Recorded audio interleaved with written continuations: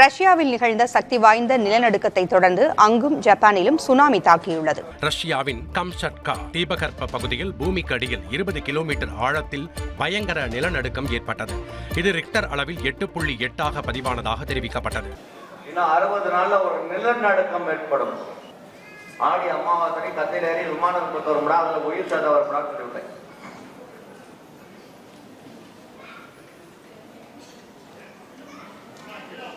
இந்த ஆடி அமாவாசைக்கு தெளிவா சொல்ல போறேன் நான் நிறைய. அதுக்கு முன்னாடி ஒரு நிலநடுக்கம் வரும்.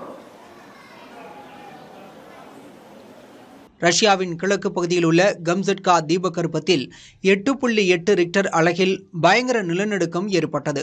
இதன் தொடர்ச்சியாக கடலிலும் பேரலைகள் எழுந்தன. இதனால் ரஷ்யாவின் கிழக்கு பகுதி கடற்கரைகள், ஜப்பானின் வடக்கு பகுதி கடற்கரைகள் பாதிக்கப்பட்டன.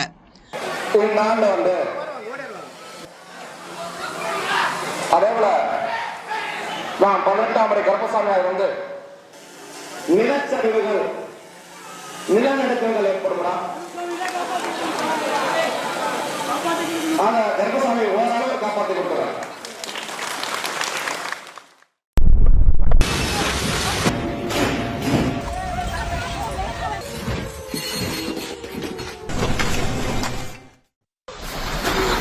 жестко трясет.